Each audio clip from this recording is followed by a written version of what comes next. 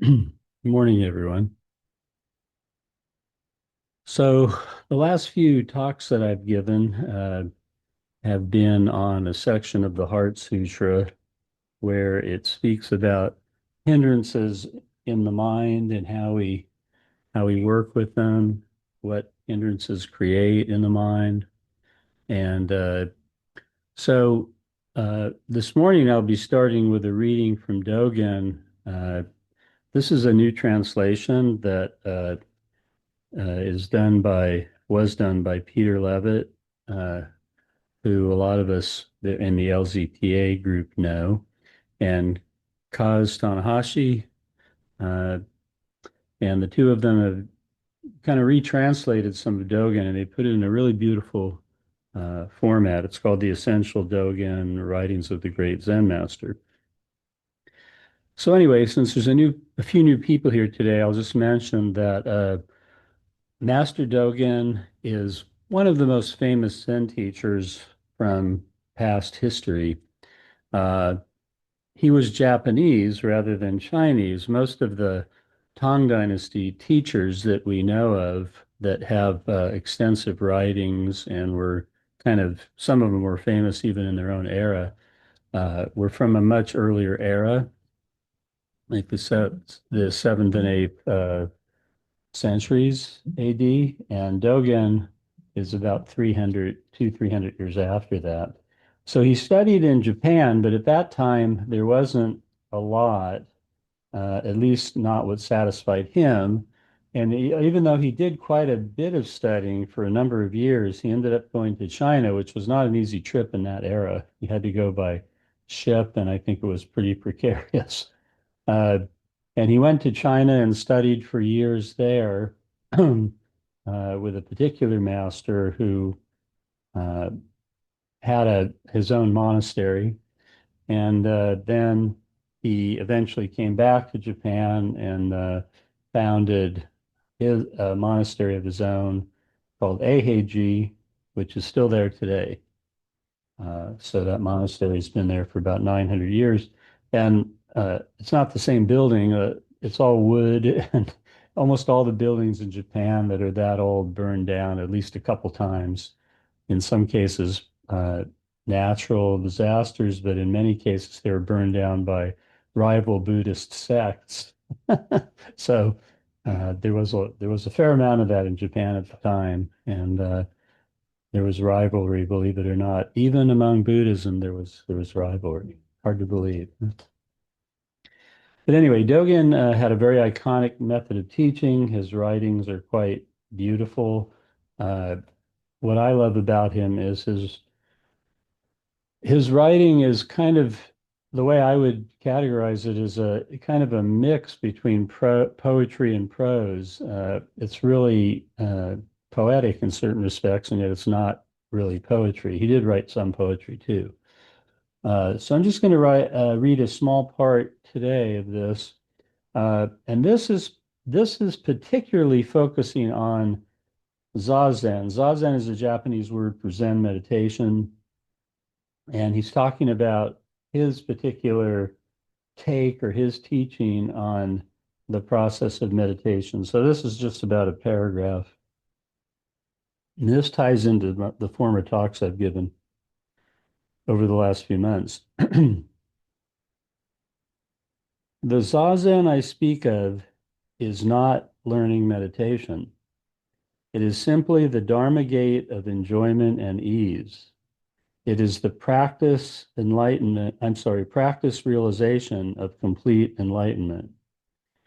Realize the fundamental point free from the binding of nets and baskets, intellect and delusion.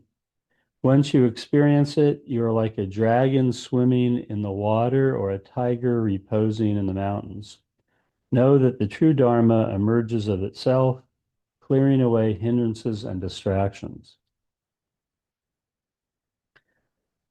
So he's talking here about a state of mind, a state of being, and our meditation being a reflection of this particular state of being. And so at this level, and this is what I would consider a highly advanced level of meditation, uh, he's he's saying that that zazen, when it's practiced in this particular state, is not specifically meditation. In other words, it's not a special activity apart from everything else. And it's also not an activity that that you can reach with a particular technique.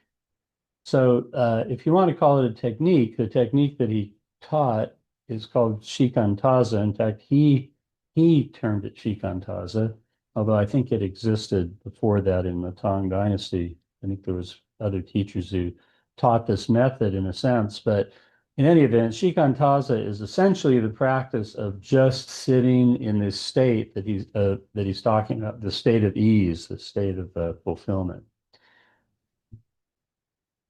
So probably most of us that meditate experience that at least some of the time. Uh, and he's talking about a state that goes beyond, as I said earlier, any particular way of getting there. In other words, you can't get there from here, which makes it somewhat certainly paradoxical to the logical mind. And the thing about the logical mind is based on thought. It's based on logical thought by definition. And so when it's confronted with something that doesn't make logical sense, it goes into kind of a quandary state. And, so we call that kind of a state normally like a paradox. But that's the state of quandary that Zen is actually pointed at. In other words, it's pointed at working uh, working with a technique until you reach that quandary state. And the quandary state confuses the mind and messes with your mind to such an extent that you have to eventually let go of everything. When you let go of everything, then you, provided you haven't gone, by the way, stark raving mad, because there is a close relationship between insanity and this state in a certain sense. If you're able to have that strong basis of the practice and then let go of it eventually, you can establish yourself in this shikantaza, or this state that he's talking about. Normally, when we start out meditating, even when we've been doing it for quite a while, we probably don't see it as a state of ease and enjoyment. He says it is simply the Dharma gate of enjoyment and ease. I remember something Maizumi Roshi said many years ago when I was studying at the LA Zen Center in the late 70s. He was talking about the retreats that we did. They're called sesshins in Japanese. And he said, eventually you'll reach a point where a sesshin is like going on a picnic, a week-long retreat. And these are hard retreats. I mean, they were usually about 6 days long, and they started at like 5 in the morning and went to 9 at night. And you did get some breaks, but it was a lot of meditation. And so 7 days of that, 7 days of that, if you weren't used to it, was pretty agonizing to start out with. But so when he talked about that, a lot of people, and I know myself at the time, thought, well, what is he talking about? It's not ease and enjoyment to do a long meditation retreat for me at that time. So he's talking about getting to a point where we are in that state that he's describing, and that state of being, of ease, of enjoyment, of the Dharma, of the reality that we experience through meditation, but um, that state is not it's not something that people normally can experience without a lot of practice behind them. So I always equate these things because I was a musician at one time earlier in my life. I was a jazz musician for part of that time. And I compare it to the difference between learning the scales, which you have to do in jazz if you want to learn to improvise, and improvisation on an instrument. It could be any instrument that you play. And learning the scales is a prerequisite to improvisation, and yet you cannot teach someone improvisation. They have to make a leap. The leap is between the conditioned and the learned exercises of learning all the scales and learning to hear the notes, learning to hear the notes against chord changes that other guitarists or piano or whatever, whoever else is playing, and making that leap from that into freely expressing through the playing of the instrument. That's the state of ease that he's talking about here with Zazen, with meditation.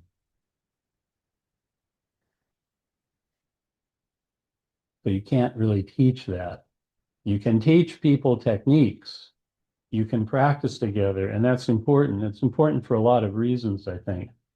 But when it comes to what he's talking about here, making that intuitive leap or that leap into the totally creative state of constant potential of the Dharma, of the constant revealing of reality, um, that can't be taught.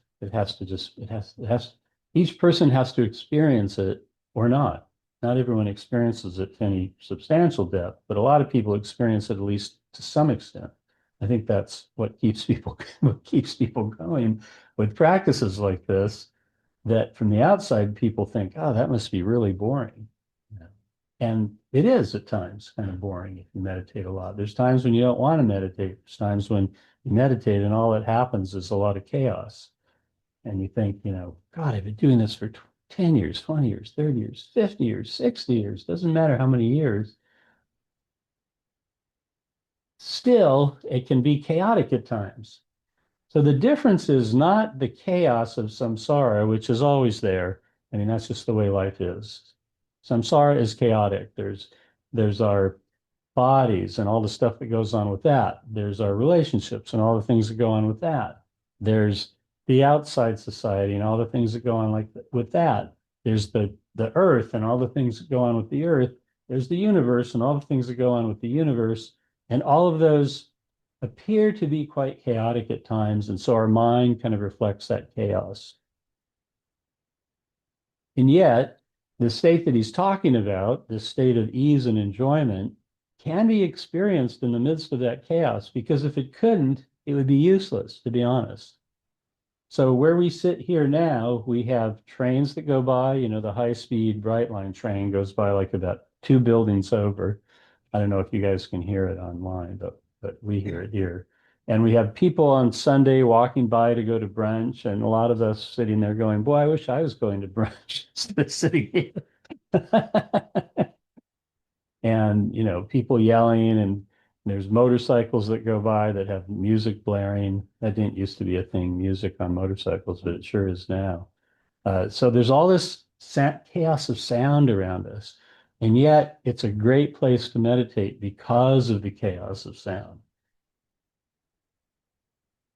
It's great to be able to meditate in a place where it's nice and quiet every now and then, but that isn't the way our lives are. Our lives just aren't nice and quiet. So we have to develop skills to work with our life as it is, which is essentially a chaotic process of things that are constantly breaking, constantly wearing out, constantly changing, because that is the way it just works. None of us created the whole system, but we were born into it. So we have to work within the system we were born into, not one that we weren't. However, if you listen to what Master Bankei said, for instance, he says we were born, when we were born, we were given, or we had the unborn Buddha mind at that point. So the unborn Buddha mind is always there. We can always get in touch with it. We can always experience what that's about. And it's very different than allowing ourselves to be drawn into the chaos, psychologically speaking, to the point at which we don't have any peace and enjoyment because the chaos has taken over. It's just a matter of degree. Has the chaos taken over, or are we able to go to the Dharma view, the Dharma experience, which happens in the midst of the chaos, but is not the same as being buying into the chaos, buying into the storyline or the many stories that entails. It's not easy to do because the power of the chaos and the power of our conditioning is extreme. And it goes on and goes on and goes on. So we have to constantly work with it. So he says here, realize the fundamental point, free from the binding of nets and baskets. Evidently, nets and baskets meant the intellect and delusion. When you experience, or once you experience it, you're like a dragon swimming in the water or a tiger reposing in the mountains. In other words, the dragon swimming in the water, the tiger in the mountains, they're like the top dog, you know. They don't have to worry about any other animal attacking them. They just swim along, and when they're hungry, they just grab something, you know.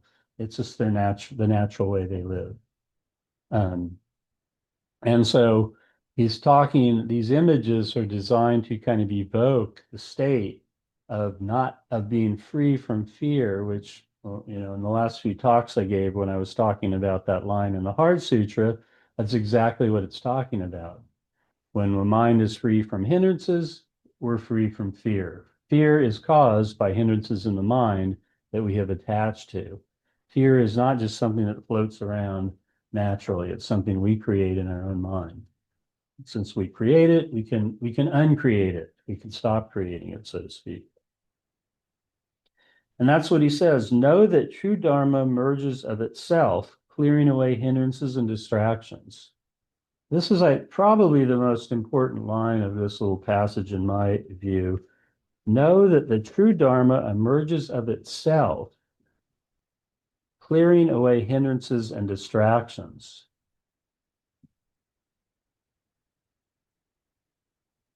So this line, if you could use this line actually as a meditation focus for a long time, I think.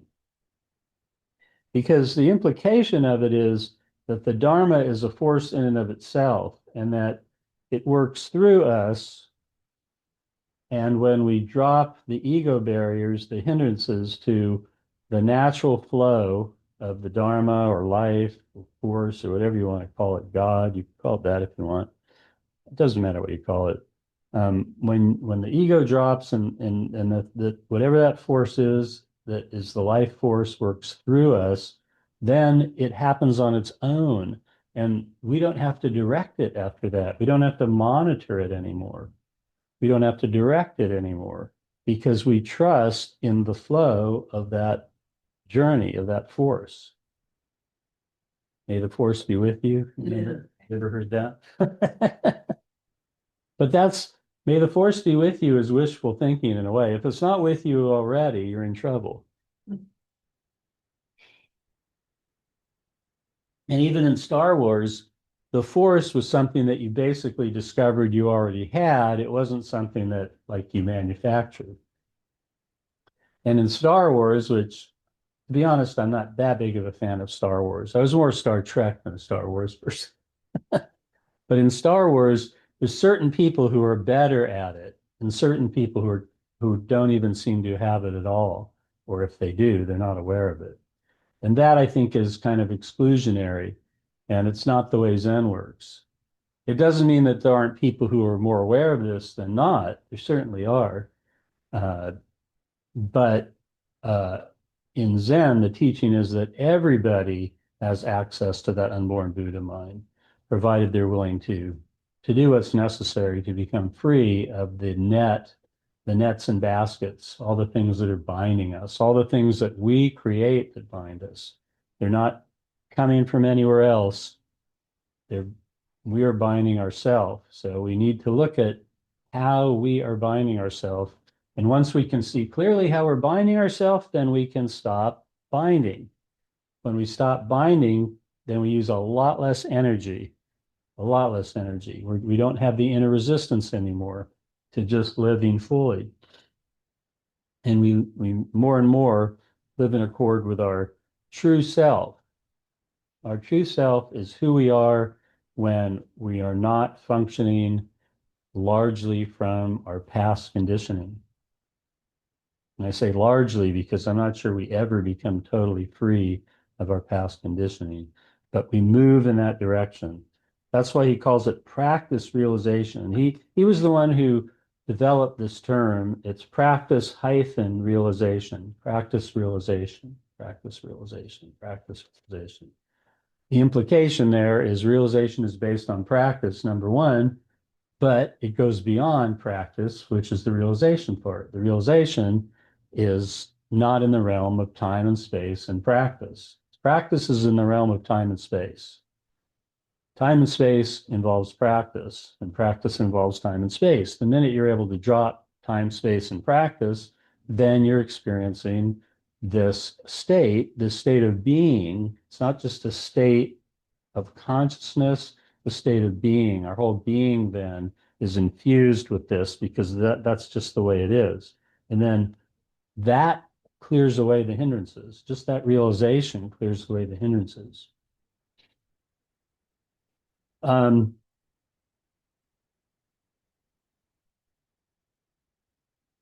I'll just read one other short passage that where he speaks about zazen also in this one. I really like this one too. And then we'll open it up for questions. He said, the zazen of even one person at one moment imperceptibly accords with all things and fully resonates through all time. Thus, in the past, future, and present of the limitless universe, this zazen carries on the Buddha's transformation endlessly and timelessly. Each moment of zazen is equally the wholeness of practice, equally the wholeness of realization. So each moment is equally everything, equally the entire Buddha mind practice that he's describing, which isn't really a practice, but we don't have any other word to call it. So we're going to call it a practice, but it's practice realization. Practice leads us up to the point where we don't have to practice in that way anymore. The discipline leads us to a point where we can drop the discipline because it's just naturally occurring in that way. It may appear to be discipline from the outside, but psychologically speaking, we've dropped the need to control that or anything else for that matter. So with that, I'll open it up. Thank you, everyone. If anyone has any questions here?